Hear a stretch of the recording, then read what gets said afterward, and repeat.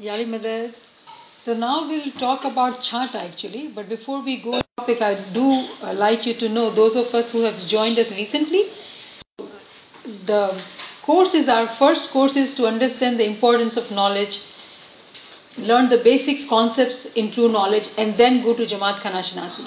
So some group members here have reached Jamaat Khana Shanasi level, and others are still on the level of basic concepts. So, and you know, if you have not heard Jamaat Khana Shanasi lectures before, you know that you are still covering basic concepts. So remember, it's our free will to expedite our learning. So those of you who would like to get lectures on basic concepts to finish that course quickly, text me please. I'm always available, and I'll send you the lecture so you can do it. Whatever questions you have, text me or bring it in the class so we can take care of that. And then we can also get the lectures of Jamaat Khana Shanasi. So we all as a group stay together and move on further faster. Because if any one of us is lagging behind, guess what will happen? We'll ask questions which are from previous level, and then we'll keep the whole group kind of behind. So if we all decide today the way we have learned the importance of knowledge as well as ibadah, we all want to be one with the Imam. So it is up to us to run faster, stay together so we can all boost each other up and move forward. All right? Thank you. So we're going to move on to Jamaat Shanasi on Chanta, meaning we have already done the importance of the Jamaat Khana building, we have done the importance of the Khidmat, we have done the importance of Hazinda, we have done the importance of Niyaz. Meaning whoever has not heard of those classes or lectures, please do listen to those so you can understand where we're going in the Chanta. We will continue to have the classes on importance of the knowledge and Jamaat Shanasi at the same time. Like she said, because we have some new members and some old members. So we will continue both at the same time. But inshallah we will all benefit from both of the lectures and both of the understanding. So Chanta. If we think of a Chanta and how do we see it today? And when do we receive the Chanta? And how do we receive the Chanta? What do we say when we go for Chanta? So first, we know Chanta somehow has to do with Chandrat, Betul Khiyal, Majalis, but on Friday or normal day we don't have that. Then we get a Lailatul Qadr or some of the other occasions and we have a Chanta. Then some other occasion we don't have a Chanta, like 13 December or 11 July or something like that. So why do we have a Chanta in some occasion and why not on other occasions? Second, what does Chanta mean to us and what it really means in our tariqah? So we will try to cover all of that. So let's start with Chandrat. Then we have a Chanta on Chandrat. Remember Chandrat and Chandrat Majlis. Chandrat Majlis is one of the three faraz, the compulsory ibadat in our tariqah, after dua and the song. Chandrat Majlis is the third faraz or the shariat of our tariqah. Chandrat was started by Imam Aka Sultan Muhammad Shah. May our soul be sacrificed to that Imam. He started the Chandrat Majlis and he made that faraz on us, compulsory for every Ismaili. And there we see Chanta. So we will start from there. What does Chanta mean to us normally? We think, or if we think of the old days, I don't know how many of you will remember, that Chandrat Majlis used to be a Majlis where you would go and you will give you the song. Not on daily basis, not on Fridays, but it was Chanta day, then you will give you the son for the month.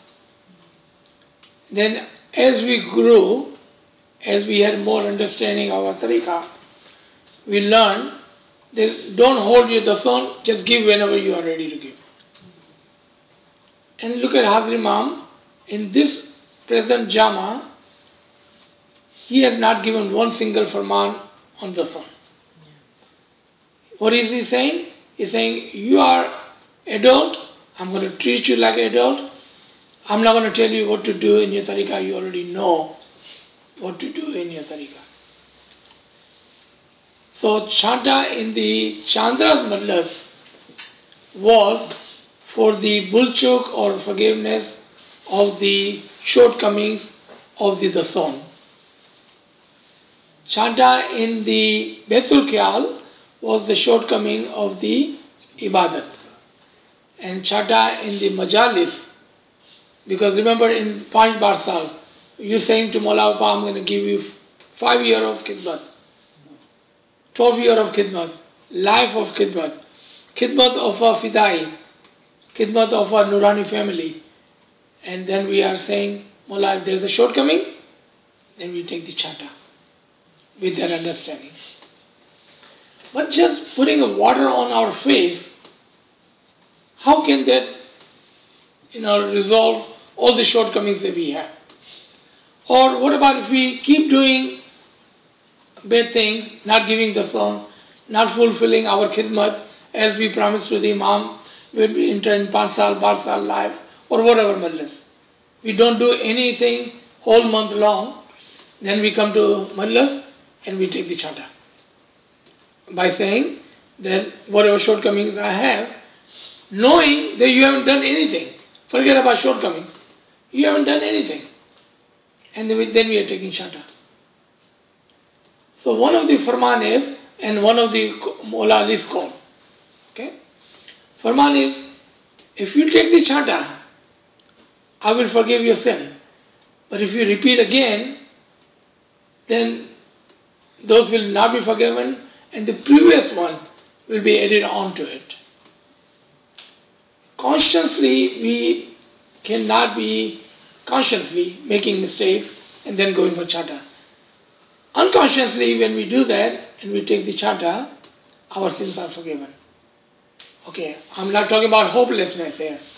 Even if you do it consciously and if we ask for forgiveness, then it is forgotten. But we must remember and not repeat those things again. Then if you make a mistake, then again we have opportunity to take the Chanta. Okay? Now Mawla Ali's call is, Mawla Ali says, I'm so surprised that people ask for forgiveness but not believing or they are forgiven. Are we falling into one of those category? One of those people? We ask for Chanta. Do we truly believe that we have been forgiven? Our guna has been gone? I remember at one of the story or Dakla, example that time of Imam Hassan Ali Shah and Mawla Ali Shah Mabab, they came for Didar one time, and Ali Shah was on the mic, on the podium. Mawla Hassan Ali Shah, the Imam of the time, sitting on his chair. Ali Shah says, my father, your Imam, wanted to know if there is a person who can raise their hand and say, I have no sin. मैं गुनहगार नहीं हूँ. यहाँ पर कोई है जो कह सकता है कि मैं गुनहगार नहीं हूँ? Of course, nobody raised their hand, but then this one old person, he stood up and he raised his hand. Everybody started to laugh. कि बुढ़ा है, सठिया गया है. This guy is too old, he doesn't know what he's doing. So Ali Shah calls him up. Come here, come close. You saying you have no sin? He said, Mullah, I'm not saying कि मैंने गुनाह नहीं किया है. I'm not saying that. But Imam, you have said that whoever does my didar, all the sins are forgiven. Because I'm looking at you, I can definitely say I have done no sin. I have no sin on my soul. I'm pure as I was born. So Alisha says, come on a mic. Tell the Jamaat what you just told me. And then after that, Alisha comes back on mic and says, you should have an iman on your imam like this gentleman. Because you guys did not believe that when you do the didar of the imam, all sins are forgiven. You did not believe. Otherwise everybody would have raised their hand. He believed. So Imam says, his sins are forgiven.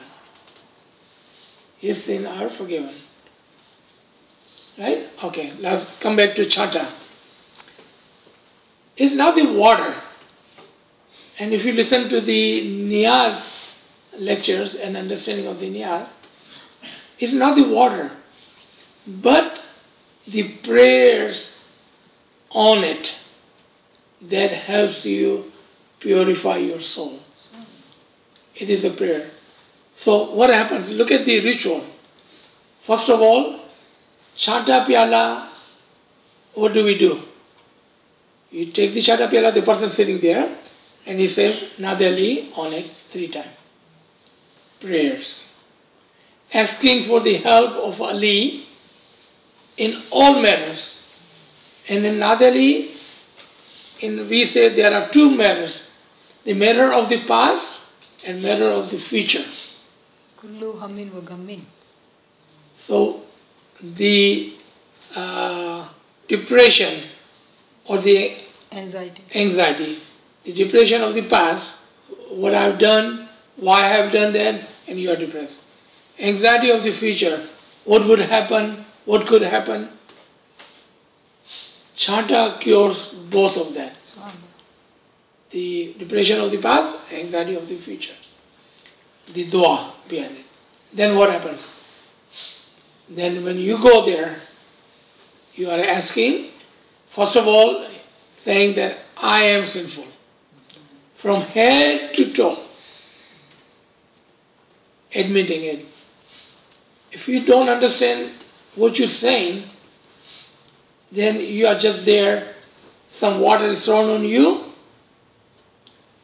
and I say something, she normally tells me not to say it, you just wasted your dollar. Don't do that. Remember, when you go there with the utmost understanding and benefit from anything and everything you do. So, when you go there, you are saying that I admit. And when you are in the line, this line is not there for you to stand there and talk to others. If somebody is talking to you, politely say, let's talk outside afterward. Because this line is there for you to prepare yourself for what are you about to do. If you are talking, your mind is somewhere else. What would happen? You would get there, you will give you money, they will throw some water at you, and you go away. Don't do that. Don't do that. While you're standing in line, if you truly believe that you are sinful, try to remember sin or two, the mistake or two that you have done. Then ask for the forgiveness.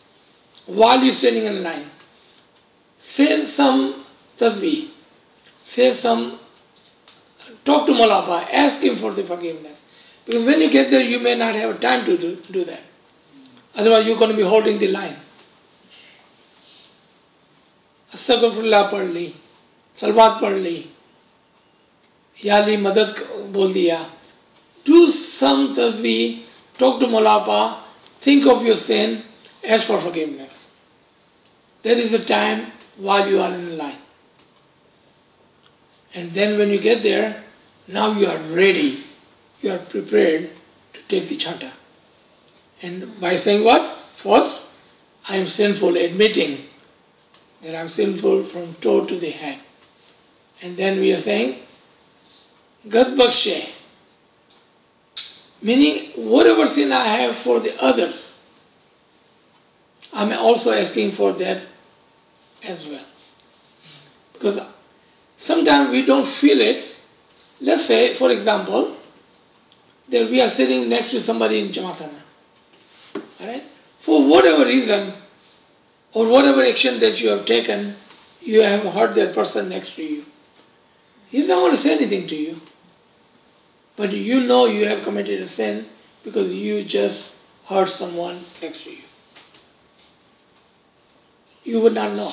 So it is a good thing that we ask, Ki Gat Bakshe, Shabir Bakshe. Because if they will forgive you, then Shah and Pir will forgive you. Here, normally a question someone asks, and I know Alia is ready to ask question. And they would say that, what about if I have hurt someone and that person have died? And in our tariqah it says, if you hurt someone, you need to go ask that person for forgiveness. If he forgives you, then Imam will forgive you. That is the normal thought. But I would say there is no hopelessness in our tariqah. Because saying that, you are saying I have no hope. Because that person I hurt already died. How can I ask for forgiveness? If that was the truth, then there is no hope. I am doing chanta, but there is one sin I cannot be forgiven. Because the person I hurt is already gone. So, this is my understanding, and this is logical understanding. That we are all one single soul. Person living or person not living. We are all from one single soul. If that is the case, even if the person has died, or if I cannot reach that person, let's say somebody I heard when I was 5, 7, 8, 10 year old, I don't know where that person is. He may be living in Australia somewhere, I don't know. How can I ask for it? Forgiveness. Right? But if I believe that if I ask my Mola, and I truly believe it, then the mercy of the Imam overrides everything. Because we truly believe that Imam is Rahman and Rahim. He is truly merciful. He is Qadir and Mutalak. He can do whatever he wills. And if Imam wanted to forgive me, then nothing is stopping. And there's other question that people ask. Is there a sin? And इसको क्या बोलते हैं? कबीरा, गुनाह कबीरा. क्या वो माफ हो सकता है? Again, this is my belief, and this is logical theory. That is, there is nothing above the mercy of the Imam. Because in our tariqah, there is nothing but the hope. And we truly believe that Imam is merciful, and the proof of that is in one of the Farman, where Imam Sultan Muhammad Shah, may our soul be sacrificed to their Imam, says in his Farman that even the person who killed my grandfather Imam Hussain, we forgive him. What can be more sinful than killing an Imam? What is the sin of the greater sin? There cannot be. And Imam says, मैं उसको भी माफ करता हूँ. That shows the mercy of the Imam. If someone say that there is one single soul sin, then no one can forgive. What is he saying? The sin is larger and greater than the mercy of the Imam. and I would disagree with that. I would say the mercy of the Imam, and that is what is in Quran, that is what is in Farman, that is what is in Ginan, that is everywhere in our tariqah and the books and the understanding that nothing is over the Imam, his Farman, his Amar, his mercy. If that is the case, there is no sin. And there is one more before you ask question. कहते हैं कि जो शिर्क है वो कभी माफ नहीं होता है. Again, if we don't even understand what shirk is, so कोई बोलेगा शिर्क ये है कि we say there is Allah and there is someone besides Allah who or whom we can do the sajda. Then that sin will never be forgiven. So my logic and my answer would be, do we understand what Allah is, or who Allah is, or who should we do the prostration to? क्या हमको पता है कि हमको किसको सजदा करना है? Let's come to the Quran for this reference only. Did not Allah himself ask to do the sajda to a human in the shape of Adam? He was a human. If there was a shirk, are you saying Allah is asking us to do shirk in Quran? It cannot be. It cannot be. Yeah, but Adam has Allah's nur. Okay. Was he human? That's why I said reference to this. Was Adam a human or not? Nur or no nur? Yeah. Was? Okay. Meaning, Allah is saying it's okay to do the sajda to a human. Then the condition is if he has a nur inside. Meaning, we can do the sajda. Come to Surah Yusuf. Okay, the first reference was 230. Surah Baqarah, ayat number 30. Second reference, Surah Yusuf. Or 12 number. And ayat number 100. Okay? In that, the Prophet Yaqub, the father of Yusuf, does sajda to Yusuf. And Yusuf does sajda to Yaqub. Paigambar, Prophet, doing sajda to a human. Says in Quran. कि एक Prophet एक human को sajda कर रहा है. If sajda to a human was not allowed, then why a Prophet? हम तो चलो गुनहगार हैं. Knowledge बिगड़ गए हैं. We don't understand anything. But how can a Prophet do sajda to a human? And then it's mentioned in Quran. Yaqub, his wife, meaning mother of Yusuf, and all his brothers are doing sajda to Yusuf, and Yusuf first initially do sajda to Yaqub and his mother. And is mentioned in Quran. So इसका मतलब है कि there are some human who has the nur of Allah, and when we say we are doing sajda to the Imam, our understanding should be we are doing sajda to the nur of Allah. It's not the jism. It's not the jism. It is the nur that we are doing sajda, but we have to have that understanding. Because if we don't, that is the shirk. देखा आपने shirk? कि definition change हो गई. Because when we don't understand that, and how do we understand all this? Having knowledge of our tariqah. जी बेटा. So two things. One, because you were talking about this, so doesn't Allah also say in the Quran that His greatest creation is man, and in that sense He's talking about the Imam, isn't He? And then second thing is, you were talking about the majlis. So what if, and I just happen to know someone, they're enrolled in the majlis, but they were enrolled like when they were like little, like complete babies sort of thing. So they didn't choose to be in the majlis. So this person, she doesn't go to the majlis because, I mean, it wasn't on her choice. It was just because. Chandrat Majlis. Huh? Chandrat Majlis. No, not She's talking about Other Majlis. Okay. So it's a different. right? Okay. So she was enrolled in it, but she's still a good person. She still goes to China, still does everything else, just doesn't go to the special madras. Right? Still Okay. volunteers everything. Okay. So our first question is, when Allah says human are my best creation, is he talking about Imam? Everything is on darjat, on the ranks. Of course, when Allah said human are my best creation, he was talking about Adam and all the Ibn Adam, meaning the true follower of Adam, and the Imams, the prophets. And then, but it doesn't stop there.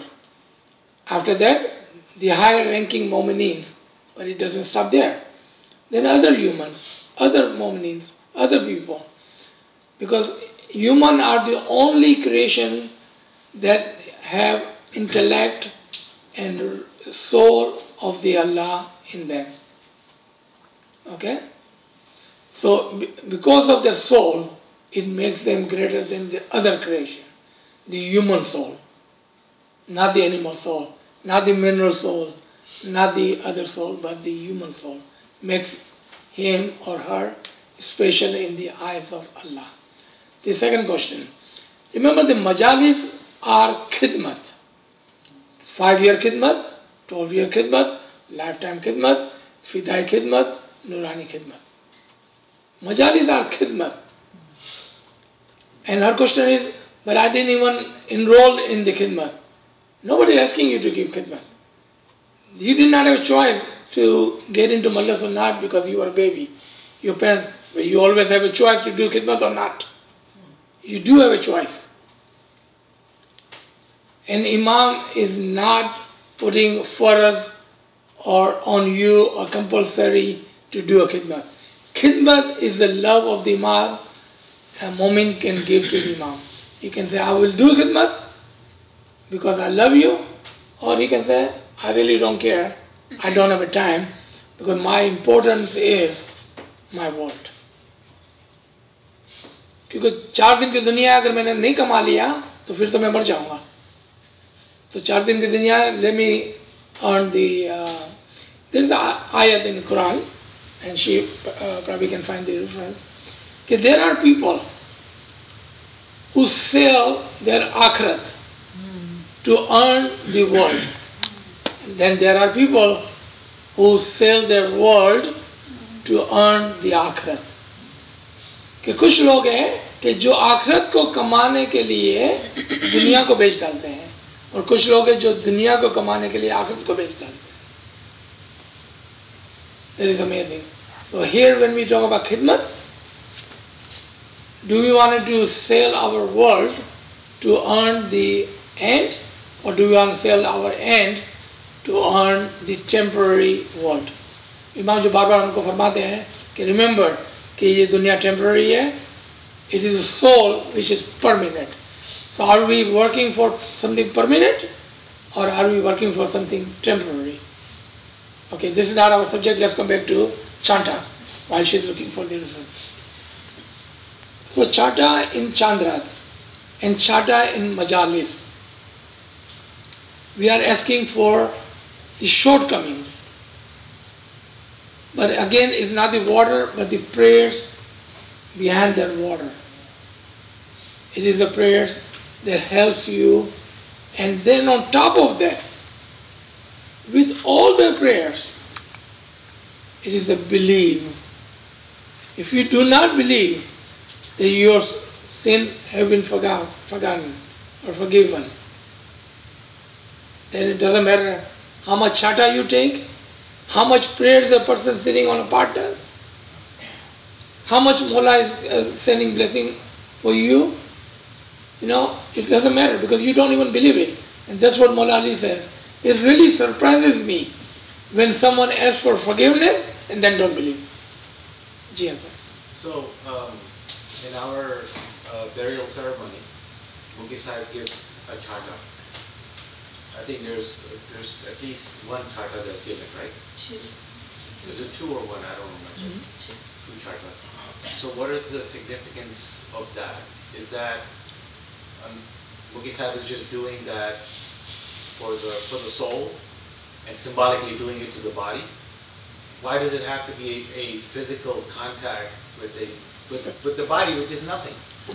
Very good. Is it to satisfy the people who are mourning? That they get some satisfaction that, oh, they got the chanta? Or is it something above and beyond that? It is symbolically, I agree with that. So chanta on the mayat, and there's another chanta we will talk about, jo madan ka chanta hai. Okay? So let's talk about the chanta on the mayat first. Not only that, we take chanta in every majlis the person was in. Yes. Meaning it goes on and on for at least a month or two. Yes. Okay? So when a smiling moment dies, it is upon us, the people who are living, the relatives and friends and jamaat close to the person. इसको बोलते हैं सिफारिश, किसी की सिफारिश करना. So a living person does what? वो सिफारिश करता है उसके लिए. So in this case, Mukhi Sahib has the highest authority to do the sifarish. So Mukhi Sahib Imam के पास सिफारिश करता है. So Mukhi Sahib asking the Imam, giving a recommendation that Ya Mullah, this member was part of our Jamaat, is coming to you, please forgive his sin, please give him the didar, and please keep him in your Nurani didar. Is giving the recommendation, सिफारिश करता है वो. अब वो उस body के ऊपर है, यानी उस सोल के ऊपर है कि उसने कितना कमाया है. It is all up to their soul, how much he or she has earned while he or she was in this world. अगर let's say कि he or she has earned 50 floors, by recommendation gets pushed to the 51st floor, 52nd floor, 53rd floor. And every time we do that, every single majlis, every single time we remember that person and asking for forgiveness, we are giving a boost to that person to elevate their soul step by step, nil by nil. But let's say there was a person who was already on 100th floor, meaning a person who has become one with Imam during this lifetime. Now Mukhi Sahib doing the same kriya, giving chanta, asking for forgiveness. That person doesn't need that forgiveness. He can pass it to somebody. So come to find out, even in the first case and the second case, it is the one salawat that goes to the soul, the 99 salawat returns to the present, the mu'mineen who's doing the prayers and salawats for the body. So if you think of Chanta Mullah's Farman, Mullah said, if you say the salawat, आपका जोर दिन ब दिन बढ़ेगा, आप गुनहगारों के नहीं गुजर जाओगे, आपको पेश नसीब होगी. Do we see that? It is the people who's praying, they're benefiting from it. It is them. But there is still a sifarish, that 1%, that goes to their soul. I want to add something here, which I did not add there a couple of weeks ago when Michelle was there. Michelle was there, or somebody asking the question about this. Michelle was asking, yeah. Remember in that Jamaat, at the time of Mayyat or at the time of the Majlis, there are three kind of mu'minin sitting there. Right? Think of that mu'min that has given his all ibadat to others. When he asks for the forgiveness of that soul, his sifarish will work much better and harder for their soul than any other sifarish.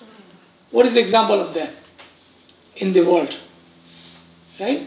Let's say that Amna is a doctor, she knows somebody in the hospital. If she asks someone there that, hey, I'm sending my friend Aziz over there, would you take care of him? They will take care of him. But if Ashraf calls, they will say, who are you? I don't know you. So your sifarish will not work in that hospital, but let's say you know somebody else.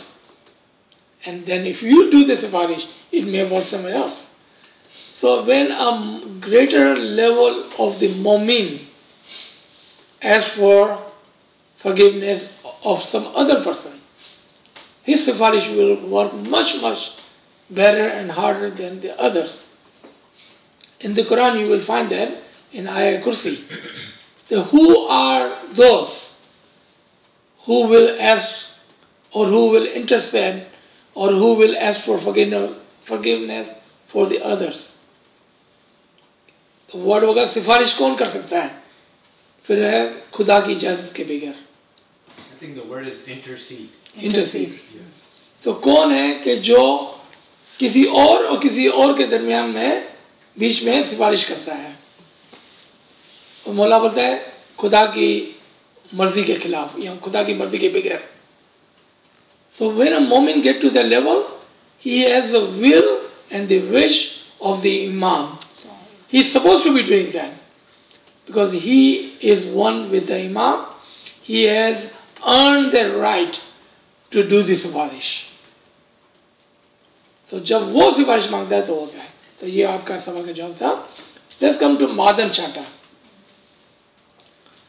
Again, the belief plays a great role in Chanta. When a moment goes to the Imam and accept that I am sinful, I've done so much sin in my life that I cannot even remember anymore.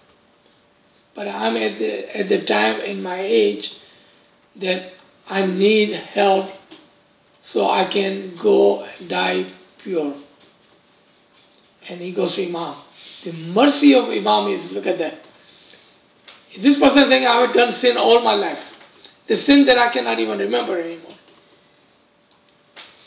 And Imam says, because you have come to me, and if you believe, then I can help you, or I can clean your sin. And the word, listen to this word, and you'll be like, oh wow, I always heard of this word, but I never thought of it. You know what Mullah says? He never says, I forgive your sin. You know what he says? I accept your sin. I accept your sin. So, the example of that, okay? So, let's say Imam's Noor is an example of a fire. And your sin are the example of an iron with a rust on it. जिसको जंग लग गया है लोहे को. If you put that iron in the fire, what will happen? All the rust will go away. When you take it out, you will see the pure, clean, red, hot iron. तो मौला क्या बोलते हैं कि मैंने आपके गुनाहों को एक्सेप्ट कर देता हूँ. You know what he's saying? Give me all your sin. I'll take all your sin. Let me purify you. अब आपके पास कोई गुनाह नहीं है. वो सारे गुनाह इमाम बोलता मेरे को दे दो. When he take this zinc or the rust on the iron and puts it in his noor, what happens to the gunnah? Becomes noor. Becomes noor. There are 3 ayahs in Quran, and she can give you references of them. There are 3 ways of asking for forgiveness of your sin. 3 ways. One, you just repent or sorry बोले कि भाई sorry मेरा गुनाह हो गया. Just simply asking, and we do that every morning, every evening when we go to Mukhi Sahib. Just asking for it. Second, अफू के पानी से यानी कि गिरियाजारी करके आंसुओं से अपने गुनाहों को धो लें. और there is a third way. खुदा बोलता है कि कुछ लोग ऐसे हैं कि जिसके गुनाहों को मैं सवाब में बदल देता हूँ. There are people whose sin I turn them into the सवाब. अब गुनाहों को सवाब में कैसे बदल दे रहे? Now stay with me on this one, okay? The first one, let's say you in your life you have no sin and no good deeds. You are standing at 0. You do one sin, negative 1 में आ गए आप. You are asking for forgiveness. Where are you? 0. Back to 0.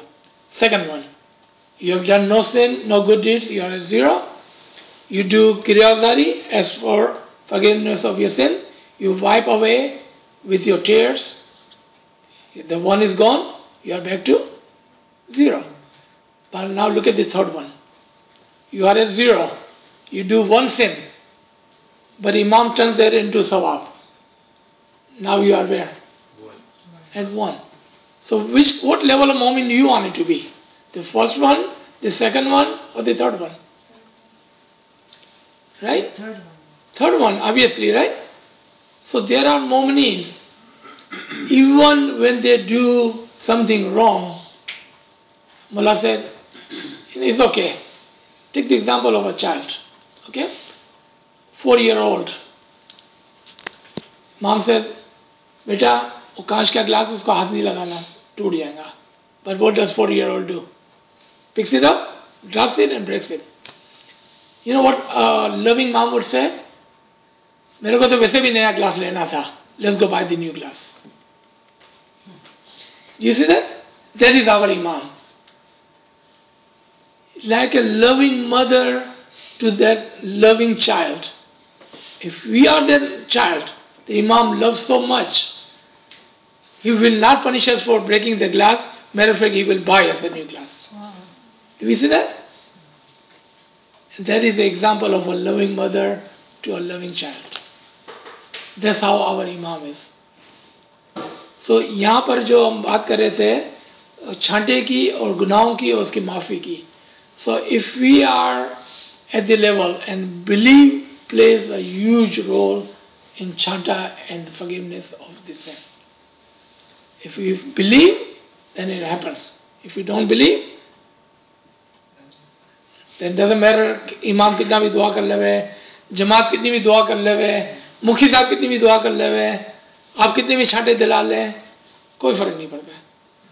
Because एक belief जो है वो आपके लिए वो काम कर जाता है जो दूसरा कोई भी नहीं कर सकता आपके लिए.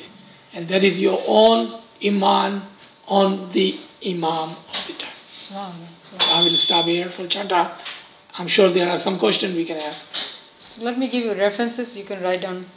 So the first level of forgiveness of sins, when Imam ignores it, like a young child, committing sins and Imam ignores this, it's chapter 2, verse 286, 2 by 286. Second level, where Imam forgives the sin, it's 73 by 20. The third one, in which Imam converts the sins into sawab, is 25 by 70. And then in the beginning when he mentioned that, those who want hereafter, the world is not needed by them.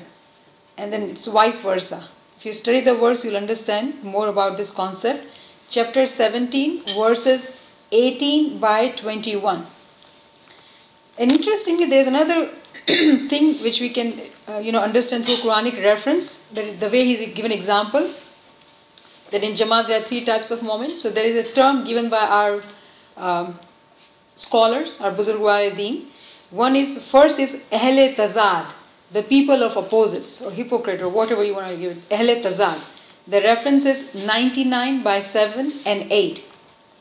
Then there are people who are called, the group of people, Ahle Tarattub, the people who are on levels. They're progressing, but they're on levels.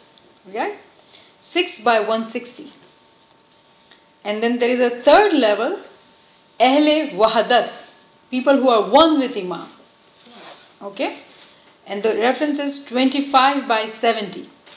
So all these references are related to the concepts we have done today. So when we study it, it really ingrains in our heart and soul, and then we know how to keep moving on, right? Subhanallah, beautiful. One more thing I wanted to add. Just like in Niyaz, when we do chata, what is involved? Water. And what does water stand for? Knowledge. Knowledge. Remember that. तो छाटा और नियाज में एक चीज़ जो common है वो पानी है, और पानी जो है वो प्योरिफिकेशन थ्रू नॉलेज. जी. If a person is smiling, but for some reason She or he cannot go for a chata majlis, like, the Chandrat majlis, or couldn't get any kind of chata, or, the person is going to the Jamaat Khana in the weekdays, but Fridays or occasions, like, big occasion, or in like Khushiali kind of thing, or Chandrat majlis, or any other majlis if we relate it to that, if the person couldn't go, so that person wouldn't have a forgiveness for, couldn't get that kind of forgiveness. So niyat will play a great role. Yes. Whatever your niyat is, your intention will play great. So if you intend to ask for forgiveness of the sin, only thing you have to do is what? Intend and ask. Right? Chata was symbolic. Right? A sifarish, extraordinary sifarish from the Mukhi Sahib sitting on a part. But as you explained, like in the Chandrat, we do the chata because of the dasam. And Yeah. Other majlises, we do the chata. Yeah, but you cannot limit yourself to just the song. When you go to Chandra, you can ask for a lot. Remember in a line, Exactly. you're supposed to be thinking of a lot of things. You can ask for multiple. Why would you ask for one? Gee. So we don't actually need the water or the physical chanta then, because if the water is supposed to represent knowledge, then we're getting knowledge of like the sins that we did and the mistakes that we did and how to correct ourselves, as well as the knowledge for wisdom to get better and to get closer to Imam. So can't someone, like how she was saying, so cannot someone also receive chanta, like since Nur is all around us, couldn't they also receive chanta in a different sense? So in one way you're right, in another way not. It depends on where you are. So I was listening to something, and there's a lady who's a professor at Princeton. She wrote a book which is publishing, I think, this week, Why Religion? A Personal Experience, by Elaine Paxton. And it was so interesting. She talks about her own personal experience when she lost her son, 6 years old, and then after 1 year she loses her husband too. So she went through like tremendous amount of pain, and that's how she finds religion. And then she asks this question: why religion? Why seek religion when you're in pain? And then she talks about it. But guess what? What she says? She doesn't believe in God. Does it make sense? It doesn't make sense. So she says that for her, her practices are more important. It's by doing rituals she finds the peace which she's looking for. But she doesn't believe in God as per se. So depending on your level of understanding of knowledge and religion, you are at that place. So are you right? Yes. Are you wrong? Yes. It depends where you are as a person. You get what I'm saying? So physical is the door to the spirit, and spirit is the door to the intellect. So step by step, physical things remind us. It's a reminder to us that we are sinful. And when you go to the part, what are you doing? You are actually telling somebody that I'm sinful. That's the hard part. To do that, accept that loudly, that's the hard part. So when you do that, that is the action that helps you clear your soul. The action. So physical is a door. So, why do we go to Jamaatana? Can we not say dua at home?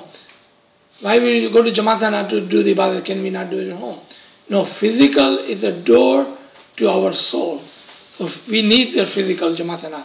We need the physical action. So it constantly reminds us of the things that we normally would forget if we don't do physical things.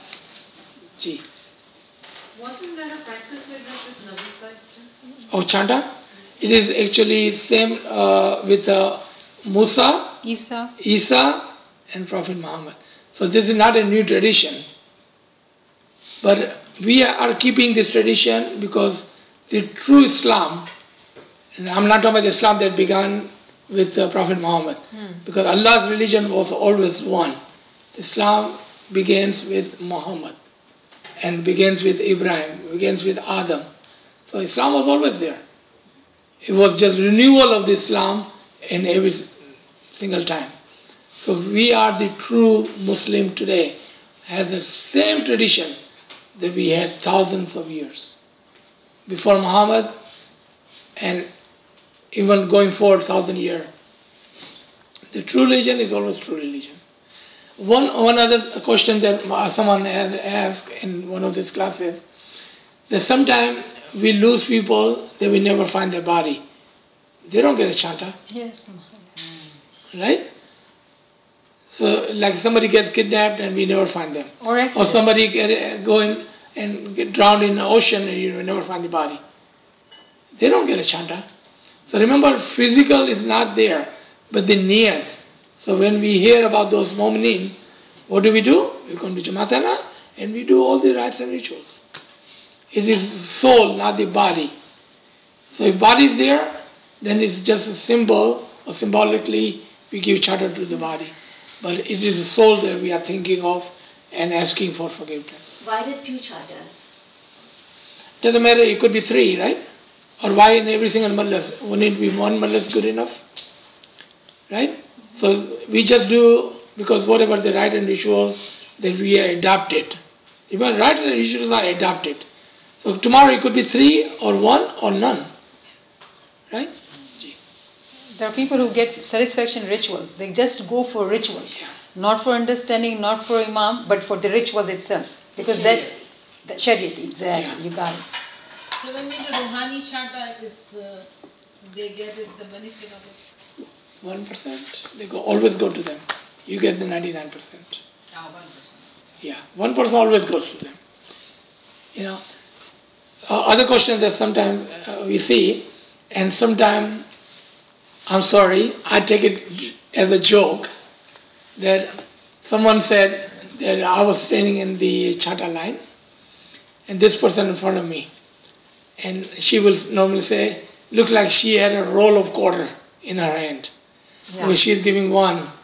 मेरे को ये गुनाह माफ कर दो, ये रोहानी का है, ये मेरे बच्चों का है, ये मेरी माँ का है, ये मेरे दादा का है, and there's a line behind you,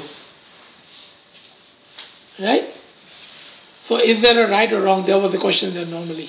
Remember, there is no right and wrong. And don't worry about those people. If that's what helps them satisfy their heart, let it be. Don't judge them. Don't judge them. For you as a person of knowledge, you should do what? You should do all that while you're standing in a line. Think of everybody that you wanted to ask for forgiveness while you're in a line. Not when you get to the part. When you get to the part, the one single niyat is good enough for anything and everything. It's okay. You know? But if you want to do the other way, you are not wrong. Nobody can judge you. It is you and between you and the imam. No one can tell you this is right or this is wrong. No, it's not. There is no right and wrong when it comes to that. Alhamdulillah. Shukran Allah. Thank you so much. Thank you. Ya Ali Madad.